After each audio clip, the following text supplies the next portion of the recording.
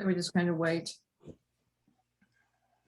for a minute or so for everybody to get into the webinar, and I can see people coming in. I wish I could physically see you. I just can see the numbers. I can just see the numbers rising. So we'll just give you a few more seconds to so everybody can join.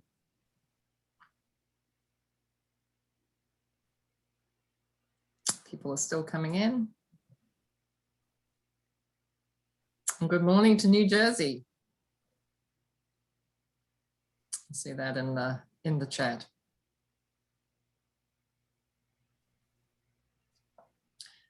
Okay, let's get started.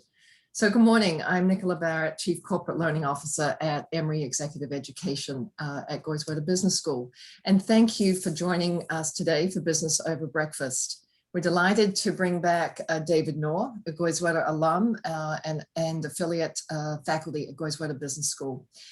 David leads the Emory Executive Education course on strategy visualization. I need to practice that. Strategy visualization, which is coming up August 10th. The goal of Business Over Breakfast is to really provide you with ideas and information to navigate through all of the uncertainty and craziness that we, our teams and our organizations face today and continue to face.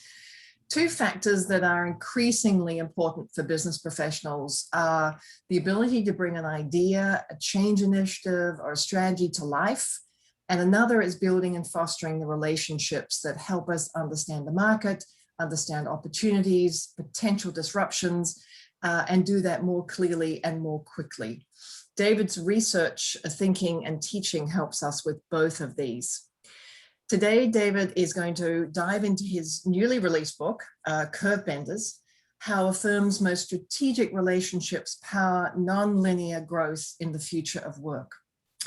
David is a Goizueta Business School alum and affiliate faculty with Emory Executive Education, and was recently recognized as one of Thinkers 50, named to the Global Gurus, Top 30 Leadership Professionals, and as one of Marshall Goldsmith's 100 Global Coaches. So we are in very good hands today.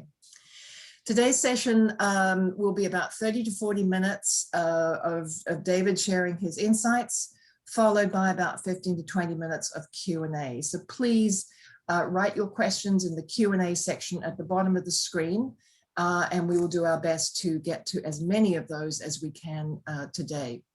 And at the end of the session, there'll be a very short 5-question survey, which we really appreciate you filling in. Just also want to let you know that we'll continue the conversation on June 3rd, which will be our next Business Over Breakfast. And we're going to focus on another very timely and critical topic around business model innovations, especially critical for those of us who aren't digital first thinkers. So if you're under 40, bring your boss. And if you're over 40, like me, make sure that it's on your calendars.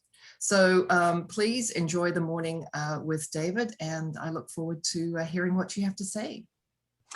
Nicola, thank you for having me back. It's good to be back with you and the Goizueta Exec Ed friends. I'm gonna share my screen and get us rolling. Can you see my screen okay? We can, thank you. Perfect. So thanks everybody. Thanks for the gift of your time this morning. If you've ever heard me present or been to any of my classes or my sessions, you know that I'm a content presenter. I'm gonna cover a lot of ground in this 30, 45 minutes together. And I would encourage you to jump in with questions in the Q&A section. We'll also use an interactive polling tool as we go through this. I'm fairly active on social, so just the handle is just my name, @DavidNour, and I use the hashtag Curvebenders book to kind of create buckets of conversations around this idea. Very quickly about my background, pre-pandemic, I would get on global stages, and I think I delivered 62 global engagements in 19. I was on the road 208 days, moderating all kinds of board and senior leadership discussions and speaking at conferences. Like many of you, as of March of last year, I got my wings clipped, and this is now my world. And my kids give me grief, like, Dad, can you launch a SpaceX satellite from from that setup. But I think digital increasingly is how we all have to elevate how we show up. So this is a 4K camera, lighting, monitors, and I think this is going to be increasingly more important as we really develop our hybrid relationships. And that's a big part of what we'll talk about. As Nicola was kind enough to mention, big part of our focus is this idea of strategy visualization, where we take unnecessarily overcomplicated stories, examples, presentations, and we kind of distill them into simple kind of visuals. As you can see in my COVID moment also this past year was this idea of an innovation sprint, where we take a cohort of group of folks through a series of learning and coaching, and they develop business models and actually get out and test them.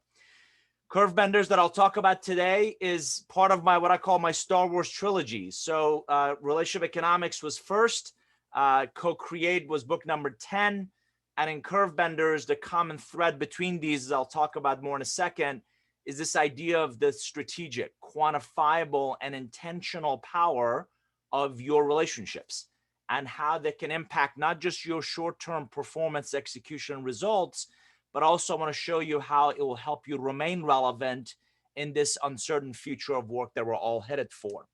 I have a popular podcast by the same name where on a weekly basis, I interview global thinkers and executives and board members all around really making a fundamental difference, a indelible imprint, as I like to say, on the future of our direction, but also destination. I don't know if you know this, but I'm in a gang.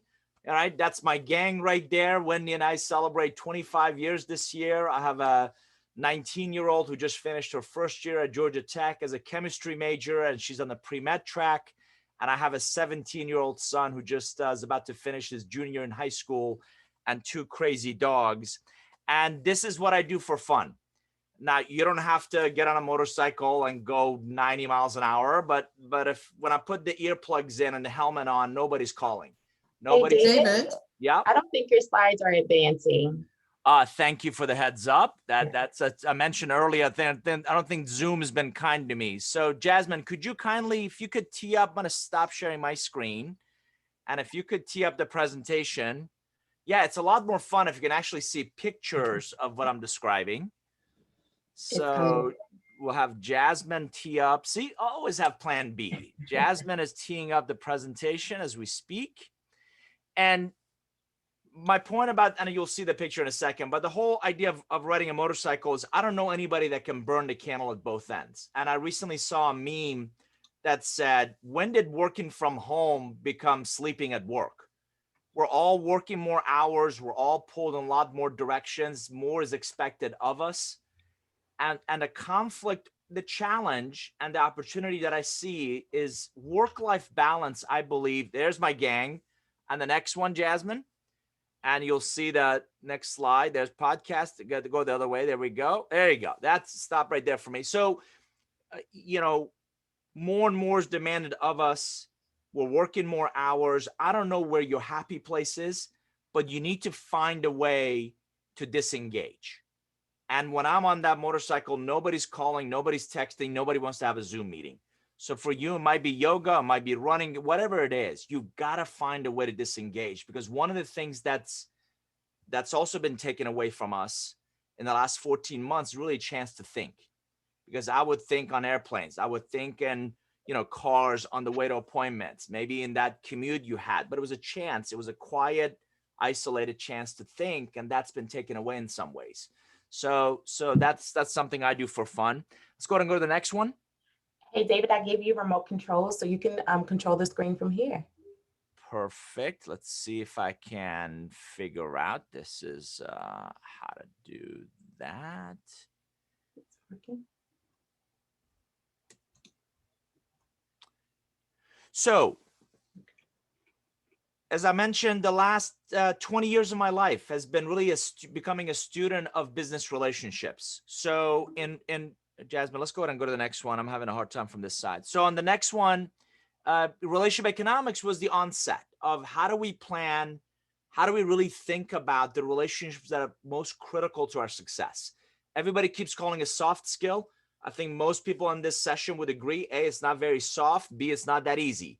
So my supposition is if you, that engine in the middle, not just map it and plan for it, but if you relate it, sustain it, request of it, and nurture it, you'll build this engine that will create value in your personal life and your professional life. More recently in Co-Create was all about how do you capitalize on those strategic relationships where two or more parties come together and co-create something that neither one could do by themselves. And in that process, you develop a long-term vested interest in its success. On the next one, so Curvebenders, most books that I write I start with a question. And my question was, what will the next 10 years, the next decade of work for me look like? And what will I be doing? What does that look like? And in that journey, and I'll share some of those insights with you, we uncovered this profound impact that relationships have on our relevance, on our personal and professional growth journey. And I'll share more of that with you in a second. Let's go to the next one. So I'm blessed to work with some global brands. And what many of these organizations have in common is this fundamental, on the next slide, org structure where the left-hand side, the core business, it's this perfect execution box. It is a proven business model. It's benefiting from most of them flat to moderate growth. And the approach of leadership there is mitigating risk and really predictable performance. And it's driven by a traditional org structure that's on the right. What we're seeing is a series of, on the next slide, series of challenges where you have confusing vision and direction. You have on the next one, culture that inhibits innovation. On the next one, you've got resistance to change. Listen, it works. Why should we do anything different? You've got misaligned initiatives. Next one, you've got this audiences that can't understand where we're going, how we're going to get there. And last but not least, this unclear, this lack of clarity on our why. Increasingly, employees are and partners and customers want to know your why. They want to know this bigger purpose, your values, that which drives you, not just what you do and how you do it. So on the next slide, what we do is go ahead and click on it. Instead of measuring the value of that presentation, of that story, of that vision and direction by its weight, you sit there, you be quiet. I have 178 slides I want to take you through in the next 30 minutes. Woohoo, says no one ever. As a matter of fact, in the next one, we've got neuroimaging data that shows that our brains process visuals 60,000 times faster than we do text. Yet we're all hell-bent on sending War and Peace in emails or 40-page documents that nobody reads. So we believe there's a better way. There has to be a better way on the next one. And what's really cool is when that visual cascades through the organization in welcoming new hires, go ahead and go to the next one, and talks about the CEO's vision for here's where we're going. Here's how we're going to get there. And when we align or realign the organization, don't lose sight of this lighthouse. Don't lose sight of why those things matter.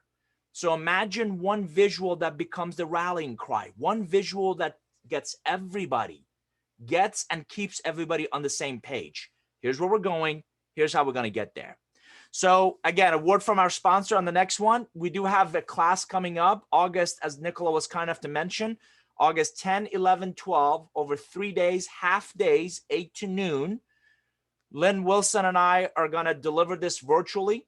So go ahead and go to the next one. Lynn and I have done this now for a number of years. He is our creative director. Make no mistake about it. You're not going to get talked at. You're going to be doing.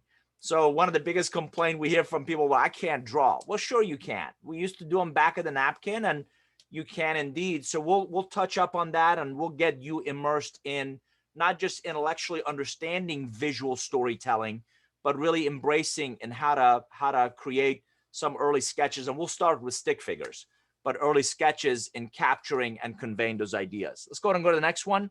So in Curvebenders, as I said, I started thinking about this idea of future of work, this idea of the impact of relationships. That's my wheelhouse. So the best way I can start this conversation is on the next slide. If you've ever played one of these dynamic sports, soccer, hockey, lacrosse, or if your kids have played it, I think you would agree with this assertion that, go ahead and hit next for me, Jasmine, 90% of the game is played when you don't have the ball or the puck. And the best players and the best teams are constantly scanning the market, scanning the field, asking, where should I be? What should I be doing? How do I put myself on my team in the best possible position so when we do get that ball, when we do get that opportunity, we can capitalize on it? Imagine that scenario. Let's go back to the next one, last one. Like in that scenario, being your market, being your customer relationships, being your value chain, being your talent. What should I be thinking? Where should I be? What skills, knowledge, behaviors do I need? How do we embrace reskilling, upskilling, redeploying our talent for the post-pandemic world? I just posted a blog today on 5 talent agenda, challenges and opportunities in the post-pandemic era.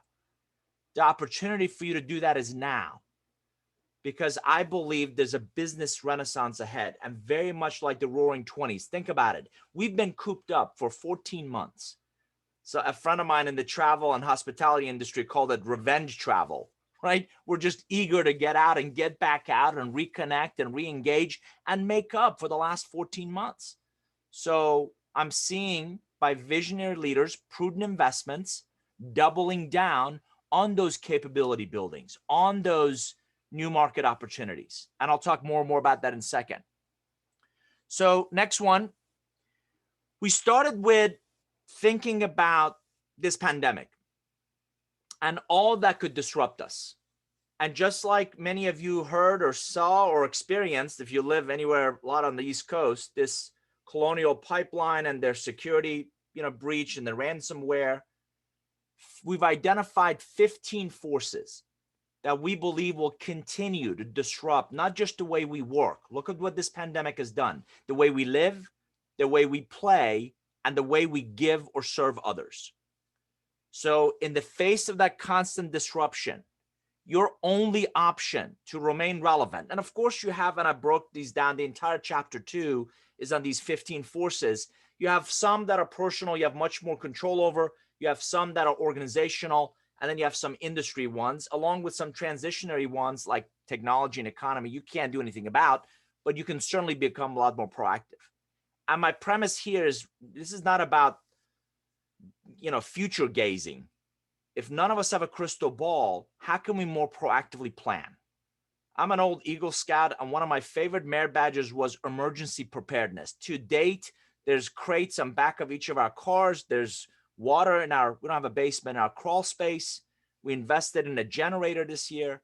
So preparedness, right, helps when that disruption comes. And make no mistake about it, you're going to face more disruptions more often. And cyber is actually one of the biggest ones. Most executives I'm talking to, that's their biggest fear. Can you imagine if we didn't have internet access the last 14 months? God forbid, what about a natural disaster? Our knowledge working may not be a whole lot of value if we don't have electricity and we can't get online, and right? So disruptions to our grid and our way of life in many ways is going to cause havoc. On the next one, so to remain relevant, you're going to have to learn and grow. And for years, for most of our life, that learning and growth is a linear curve. Let's just take all of our undergraduate education. You learn, you learn, you learn, you learn. Maybe at some point in the future, I'll apply it. I don't know when was the last time you reviewed your differential calculus class. It's been a few years for me, right?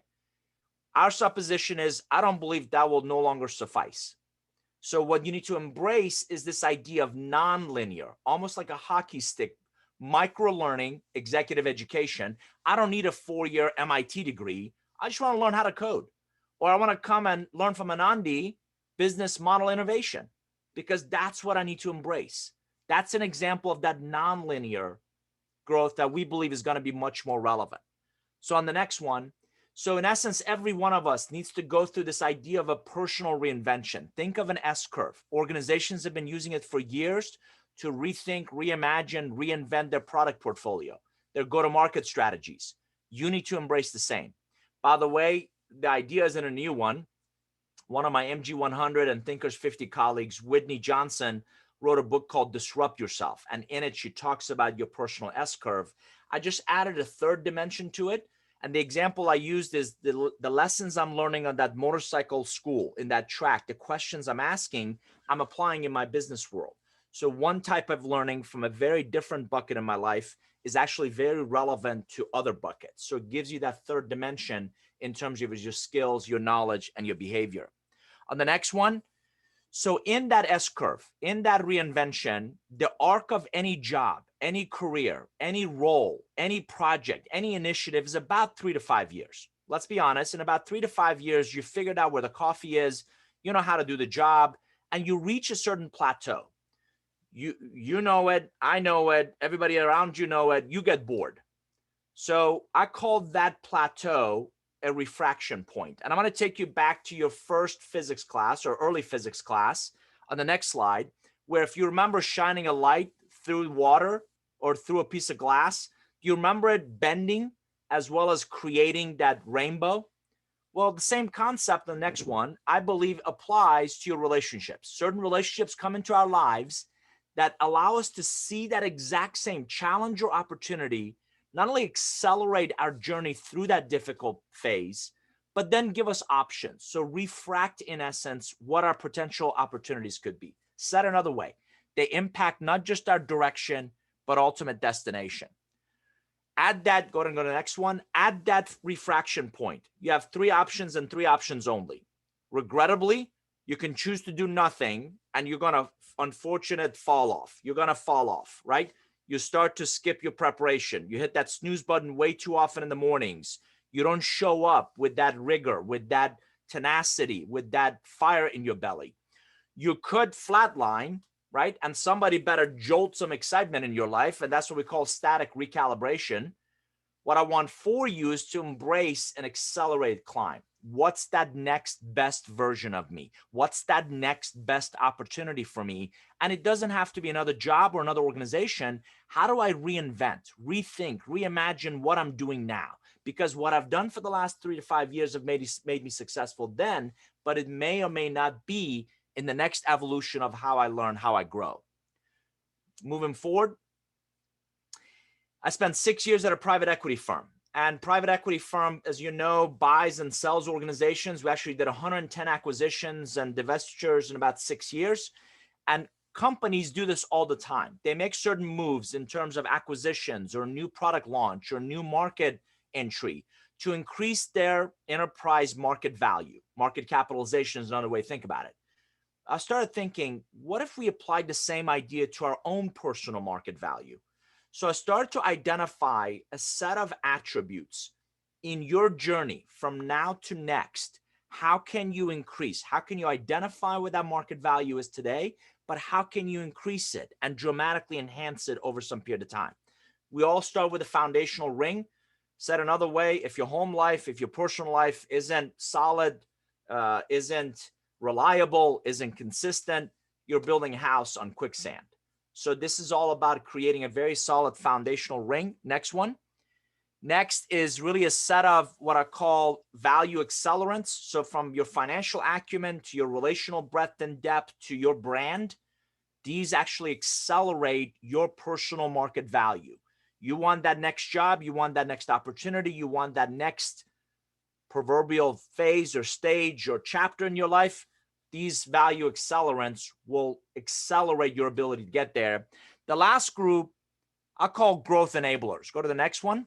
And growth enablers, whether it's your resilience, how have you overcome the last 14 months? Your relevance. How do you not, that's not a point in time. It's an ongoing effort. So how do you remain relevant? And this idea of S-curve, what does your personal reinvention look like? How did you reinvent yourself? Those are the ones that I believe will dramatically, if not profoundly, accelerate your growth. When I tell people on the next slide, Curvebenders are in essence relationships that will profoundly impact your direction and your destination. So think of that professor 20 years ago that shaped your academic journey. Think of that first manager or maybe early manager that took you under his or her wings and didn't just teach you a product or service. They helped you become a more empathetic leader that you are today, a more compassionate leader, right? So those individuals we remember years later because, again, they make a profound impact. They leave an indelible imprint on not just our performance, execution, results, but shaping who we become and what we're about. So whenever I tell people these curve benders are all around us, the next question I get is, who are they? Where are they? How do I find one? By the way, can I meet one this afternoon? Because I've got a really important meeting tomorrow. And I'm like, hold on. In the Matrix movie vernacular, there is no blue or red pill. They are all around us, but you have to embrace. You have to think more proactively about what I believe is your biggest asset. So beyond your educational foundation, beyond your professional pedigree, the breadth, depth, and the diversity of your relationships will accelerate your growth, will accelerate that hockey stick. By the way, thank you for jumping in Q&A. Let me pause for a quick second. Are challenging individuals or challengers also curve benders? Absolutely, yes. I'll talk more about that in a second. So challenging individuals, I actually interviewed over 100 executives for this book. And when I asked about a curve bender in their life, they described someone who took them completely in the wrong direction. And I was like, no. Curve benders are positive. Curve benders are uplifting and they bolster your success. And the way they described this person is they literally bankrupted them morally, financially, and it was just an awful scenario. And then I thought about it. I was like, no, I don't want to call that person a curve bender. So in the book, I refer to those people as fender benders. If you've ever been through one, you know what a pain it is. It's a complete disruption to your life. It's not, hopefully life-threatening, but it does take you off track. So yes, I call those challenging individuals fender benders. I thought that would be fun. William wants to know, how does one maintain self-motivation when creating, giving, doing more of being taken for granted by organizations of endless takers, maximizing earning per share, executive bonuses? William, a culture is behaviors a leader is willing to tolerate. So if the leader is doing the taking, I'm not sure that culture is aligned with your personal values. Conversely, if the leader is tolerating that taking, that's the culture they're leading. And I don't believe that's a sustainable one. One of the reckonings that we're seeing amid this pandemic is many people are pushing restart on their personal aspirations versus professional obligations. And for years, we've been talking about work-life balance. I believe that's a fallacy. And it's always going to be this tug of war. I don't know about you. While I'm on vacation, I'm thinking about the emails that are piling up. And while I'm doing emails, I'm like, I'd rather be on vacation. So I write it in the book about this idea of work-life blending, because you don't have a personal life and a professional life. You have one life. And the sooner you can figure out ways to integrate those, the better. And your question sounds like misalignment of personal values and things that you care about versus organizations that kind of keep taking. And you see it in how some people lead. They believe people are dispensable. And you know what? If I don't like you, I can easily replace you with somebody else. I think that's incredibly short-sighted. And I think in the post-pandemic world, it's going to come back and bite some people. So thank you for those. And baby boomers can be curve benders too. Absolutely, they can. So let me keep going and jump in with your questions and comments. Thanks for doing that. David, there is another question here that turned up in the chat from Michael. He said that job churn is greater than ever, sometimes voluntary and sometimes involuntary, but fewer people than ever are staying in a job for 3 to 5 years to get bored. And how does that affect curve benders? No question. So I'm a big believer of, big believer tenure, stick around long enough to really understand, learn, and grow. And I tell people the only job guarantee you should expect is the perceived value you bring on a daily basis to those who give us a paycheck. Conversely, the only loyalty any organization should expect is the personal and professional growth environment you're creating, where people who show up feel fulfilled, feel like they're adding value, they're learning, they're growing. If those conditions aren't met by either side, then it's very natural to expect that people are going to go look for it elsewhere. So you may be right. Increasingly people are not sticking. I said the average would be 3 to 5 years. Some jobs you can certainly figure out a lot sooner. And people are moving. I think they're leaving some of that learning on the table. If you're jumping every 18 months, does that really give you, and again, I don't know your particular scenario, but does that give you enough time to really understand the ecosystem, really understand the nuances of how things work and who the key players are in that ecosystem?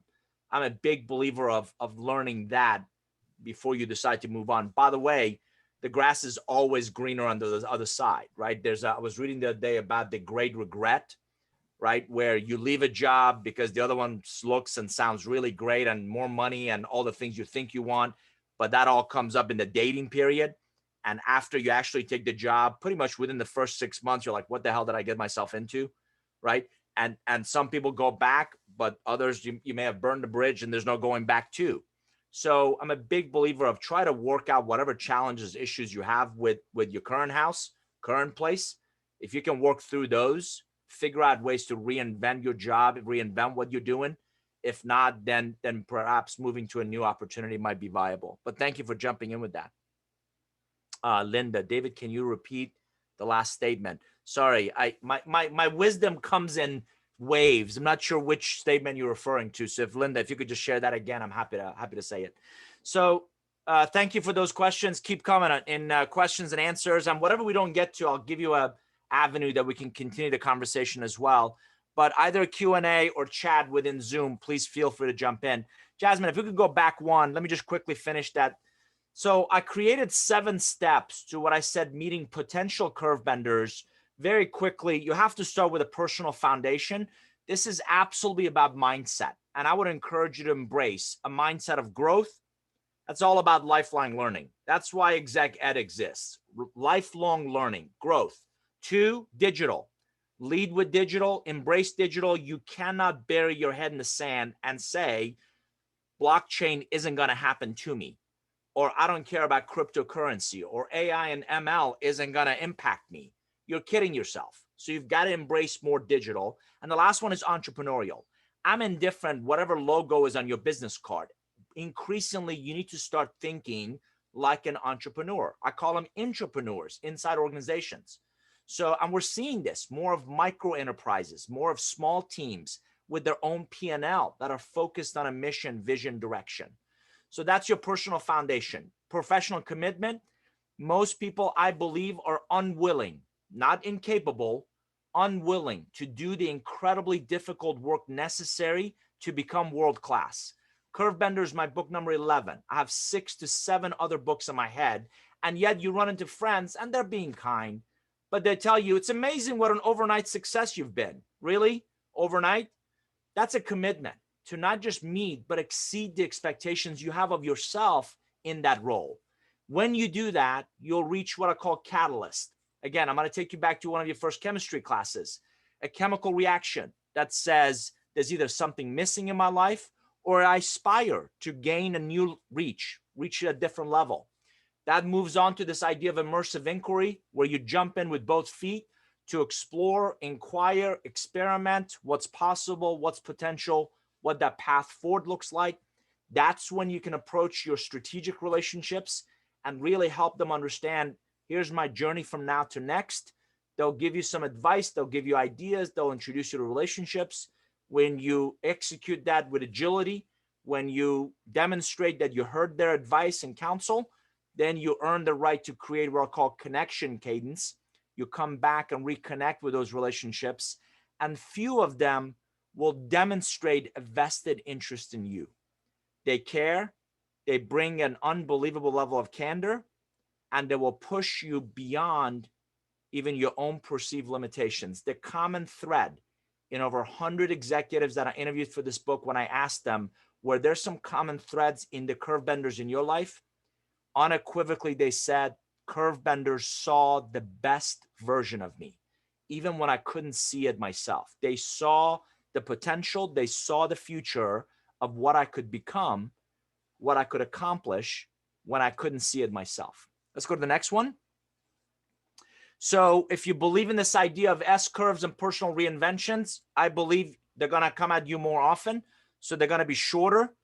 Going back to the question about 3 to 5 years that Michael brought up. So they're going to happen shorter. They're going to happen more often. And you begin to daisy chain them together. And that's where you'll see that hockey stick, not the truck ramp. On the next slide. And when you do that, you start to anticipate when that next refraction point is coming. You start to see, I've been at this for a while. I kind of know what to do and how to do it. How do I reinvent? How do I rethink? How do I reimagine? I'm working with several clients on this idea of labor flex. How do we take the talent? We hired Susan to be our event manager. Guess what? We're not having any events, but we like her. So how do we now move her to another role and retrain, upskill, reskill, redeploy that talent to now really take over and support a bigger, different part of our business? So we believe the Rocket Man, a friend of mine calls it the Rocket Man, is going to show up when you begin to anticipate, when you begin to translate that growth into value creation, when you really start to see your value accelerants create this market gravity or market pull for you, your skills, your capabilities. I think I've got a couple more ideas. The last chapter on the next slide. I don't know about you. I've read books where I'm like, that's interesting. Well, I wonder what the author wants me to do with it. I didn't want any of my books to be that way. So the last chapter is only 7 chapters. Chapter 7 is literally a roadmap. So I took the next 10 years, I created not only 4 different timeline horizons, but 5 steps. So on the next one, that get increasingly more steep and they become more challenging.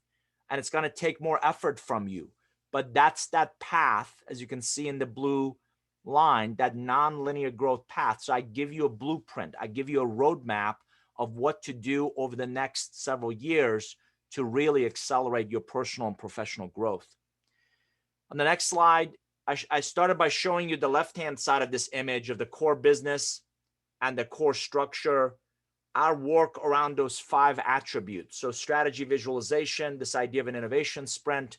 I'm working on a couple projects where we're creating board innovation committees.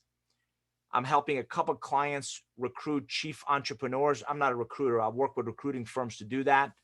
And we're helping them build something called a sandbox engine, where now you have a portfolio approach to business model innovation. So again, the June session with Anandi is going to be critical for you to understand what business model innovation really looks like. So I know I've covered a lot of ground, as I promised I would. On the next slide, I'd love to continue the conversation. Did we skip one, or might be a slide that's, oh, okay. So let me just give you, go ahead and go to the next one. Let me give you a second. Gary Hamel, I'm a big fan, and he's going to be a guest on my upcoming podcast. Well, let me give you a second to read this quote.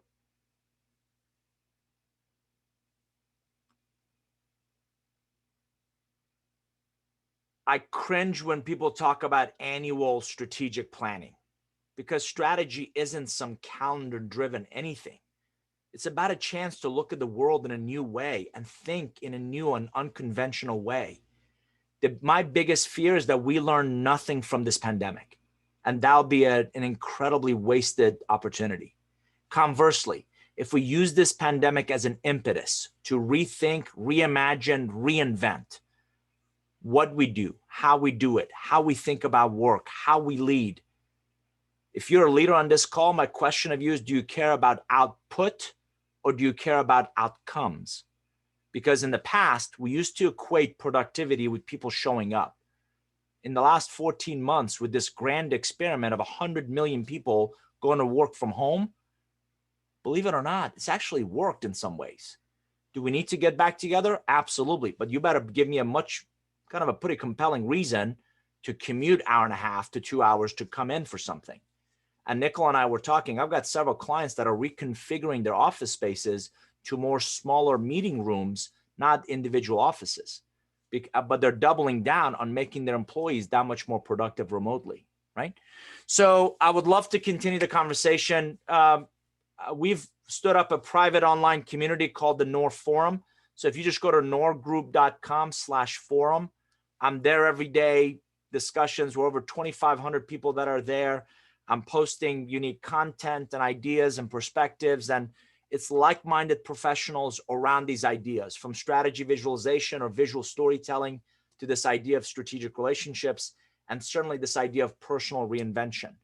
But that is what I wanted to share with you. Let me open it up, and let's open it up to questions, comments, things that you want to talk more about. So David, we do have some quite a few questions coming up. So let's just bounce right into those. Hanyan says, do you see in the post-pandemic world, will we have more corporate promotion of the cancel culture and making that more prominent? Hanyan, great question. I would encourage you to, I believe words matter. And we all understand cancel culture. And several years ago, we used to call it politically correct, right? I would encourage you to think about it as potentially misalignment between an individual's personal and the organization's values. And what I'm finding is literally a 50-50 split between the executives I'm talking to. Some believe that they should absolutely take a stand on some of our societal challenges and opportunities. And they're huge advocates of, freedom of speech. So if you have a political view at home, you should absolutely be able to bring it into the office. Others are concerned that could just open up all kinds of can of worms. And right, at what point do we actually get back to creating products and services and value for our customers? So my biggest counsel to you is kind of do some self-reflection and figure out, what are those values that are important to you? And ask, are those also the values that are important to your organization? Because I think it's going to be difficult. You might be able to fake it for a while, but it's going to be difficult for you to work in a place that doesn't value the same things you do. There's a big old mess right now of a individual who wrote a book, and in his book, he just trashed women. And I'm like, that's poor judgment to begin with. But then Apple recruits this guy, moves him and his family to a job, and then fires him after 2 days. And I'm thinking, if you're Apple and you hire this and pursue this guy, you should have done a better due diligence to make sure his values are aligned with you as a company. And if you're that guy and you want to work for a large enterprise at some point, I wouldn't have written, to me, it was trash. I wouldn't have written that trash to begin with. So we've got to increasingly look for alignment between our personal and our organizational values. Otherwise, you're going to continue to see, as you called it, cancel culture, but you're going to continue to see this friction between freedom of speech and employee activism, right? I want to bring the societal injustices to work, and management and leadership that are measured by performance, execution, and results. So I think that's going to continue to be a challenge and an evolution of the way we lead, right? Yeah, and just building on that, we're seeing and hearing a lot more around organizational purpose and being very clear on what is the organization's purpose, and that encapsulates sort of why we do what we do and why do we turn up for work, and aligning our actions with that is becoming increasingly Nicola, you're exactly right. And when the leaders don't make the time to create that organizational purpose and define their values, you get the Basecamp and Coinbase mess, and it becomes a public display of, we don't want to talk about those things. We're just going to, sweep them under the rug and let's get back to work. And that never ends well. You're going to have great talent leave. You're going to have a PR nightmare in your hand as a tone deaf group of leaders that aren't in tune with what their employees want to talk about, need to talk about. Yeah. Sergio asks, it's very difficult to do this internal thinking when companies are constantly removing resources and asking for more. Very little time during the day to meditate on the big picture and what you are proposing. It is all about cost. How do you suggest proposing this to your employer? Sounds like we need to have a bit of storytelling yes, indeed. Sergio, come to the strategy visualization course. Did I mention it's August 10, 11, 12? Anyway, no, great point. Sergio, you have to, and I don't know you, I don't know your scenario. What I coach everybody is you have to become the CEO of your own career journey, right? And I'm saying this respectfully. If you're, HR people that I've met are really kind people, but they're also overwhelmed. And if you abdicate your personal and professional growth to someone else, I'm saying this respectfully, shame on you. So you have to embrace this. You have to, by the way, when I hear somebody say they're busy, you know what I hear? It's not a priority. Because if Wendy tells me I've got to be at the kids' school this afternoon at 3 o'clock, guess where I am this afternoon at 3 o'clock, right? We make time for things that we believe are a priority. So prioritize your personal and professional growth. And joking aside about the exec ed course, any kind of education is something that no one can ever take away from you.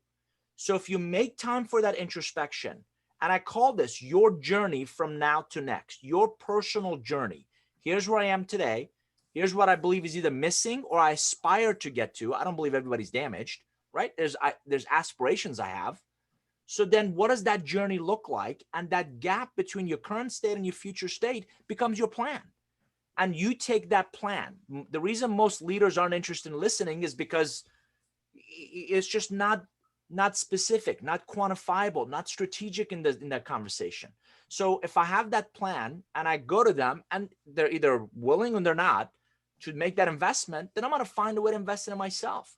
I recently got interviewed for a podcast and I told the interviewee, I was one of 3 individuals in my Emory Executive MBA program, 3 out of class of 52 that I paid for my executive MBA myself. My wife and I used money from our 401k to pay for that education. By the way, before I finished it, I got recruited as president of a startup.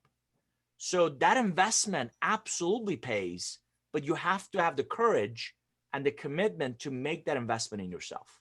I hope that answers your question. So there are a couple here that is very, very similar.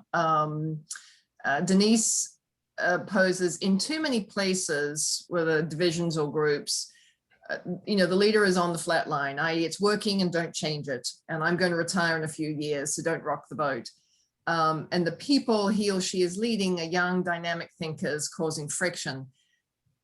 Please discuss how to work with this corporate and or interpersonal culture. And there's a few that are, another one builds on that, saying, I'm a middle manager. How would you recommend I bring my leaders into this discussion and mindset? Yep.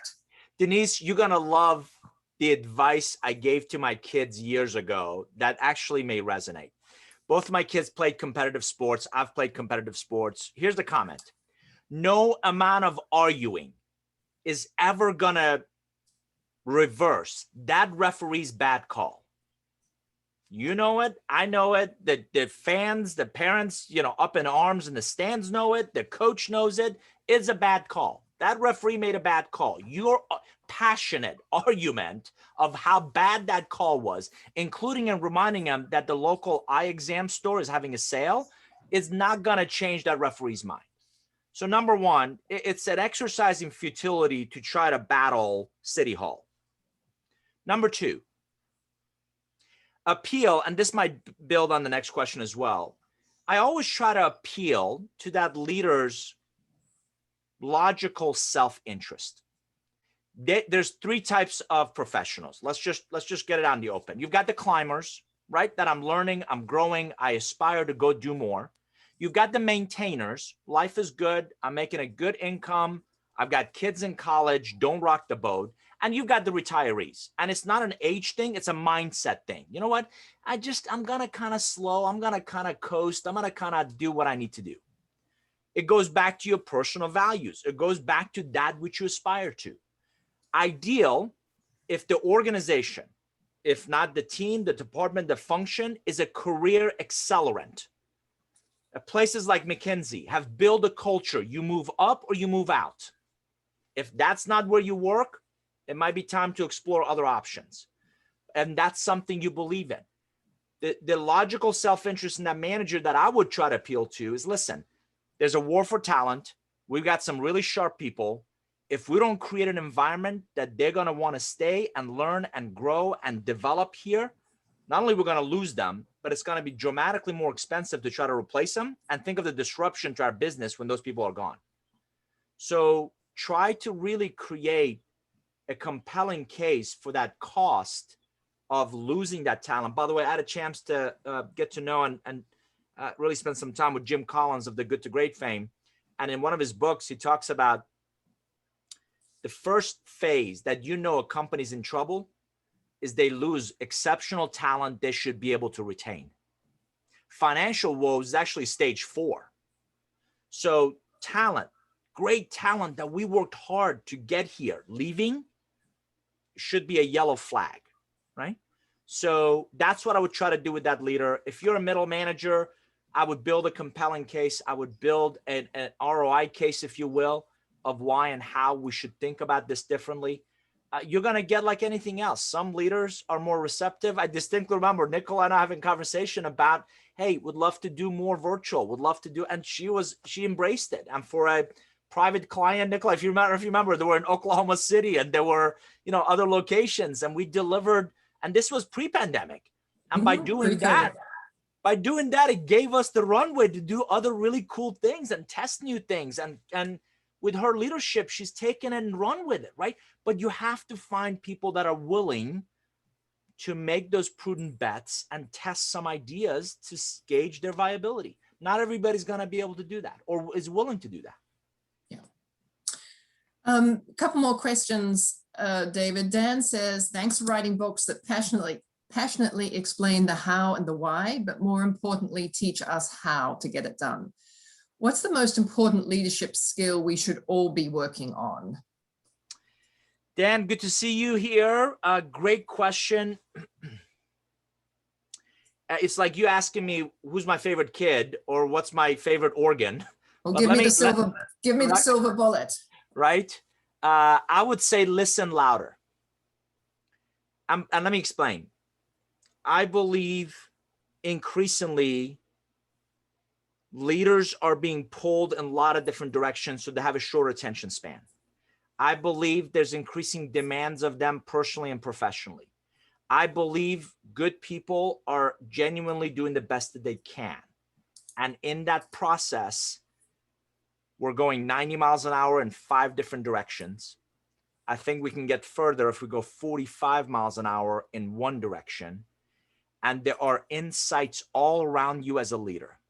If you sharpen your listening to not just what's said, but what's not being said, and really give people a chance. Really, Amy Edmondson at Harvard is one of my favorite people, but she's also big on psychological safety. She's written a book called The Fearless Organization. I would encourage you to pick up a copy because she talks about create an environment where all the voices can be heard. And if you can do that, I think you'd be amazed as a leader of the things you're going to uncover. We don't need shows like Undercover Boss for you to go put on makeup and go on the front line to find out what's happening. You do have to get away from the filtered messaging from the front line to really get and keep your finger on the pulse of what's happening in your organization. So I would say listen louder. So another question from Honyan. Do you see executives starting to take a back seat since they're getting overworked and burnt out, stating that enough is enough? And do you see firms starting to promote inexperienced millennials since they're cheaper? Experienced executives will then come back as consultants to become the fixer-upper and provide firm blueprints as value-added solutions. So, Hanyan, thank you. A lot to unpack there. Let me just take a couple of them at a time. I can definitively tell you that the chief financial officers that I'm talking to are analyzing value creation in their organizations. So, for us to get to this value agenda, right? For us to get to this upside in our enterprise value, what are the jobs to be done? So, who do we have in those roles? So the talent in those roles and this idea of de-risking that talent agenda. So very simple, green, yellow, red, right? Do we have the right talent in the right job with the right priorities, right kind of focus, and are they creating the outcomes we're after? If not, if there's all good, they get a green light. If not, we're going to get a yellow. So yes, we're seeing increasingly less than prepared, but eager and assertive kind of next generation take on roles where they are clearly over their skis. and they just haven't had the seasoning. I often remind my kids that age is a terrible price to pay for wisdom. And I didn't paint on the gray hairs or the hairs that are leaving. I've actually earned their departure. So there's something to be said for that wisdom. There's something to be said for that tenure. There's something to be said for people that have been through not just this pandemic, but the 2008 and the 2001 internet bubble. And before that, the gas, shortage and crisis of the previous decade before that. So what I am seeing, so that's a couple of points. I am seeing more seasoned, and again, I wrote about this in our blog. I'm seeing an increasingly more seasoned leaders. Again, they're not ready to retire. They are ready for a different work environment as senior advisors, as potentially flex time, as mentors, particularly in technical fields. So if there's a lot of village knowledge, I don't want the grind of a 40-hour, 50-hour week. I'm willing to work 20-hour weeks, but those 20 hours, I want to coach and mentor and really work with others to pass on some of that village knowledge. So thank you so much, David. And that it also builds on the point you made earlier around, yes, you need the wisdom, but you also need sort of to be able to take that opportunity and run with it, right? Those millennials who are really sort of chomping at the bit and want to extend themselves and do more and take on more responsibilities, sometimes we've got to give them the space, because we were there once. Unequivocally, yes, right? That experience. We can be a curve bender, right, for them. All of us, and we can also become curve benders in their lives as much as we look for them in ours. Absolutely. Right. So thank you so much for this morning. It's been fascinating, and I think it's been really interesting to reflect on, who are those curve benders in your life, and how do you become one. So I'm going to hand over to Lauren to close us all out. And thank you everybody for joining us this morning. Thank you so much, Nicola. And thank you to everyone for joining us this morning. It has truly been a pleasure, and we are so glad that you could join us.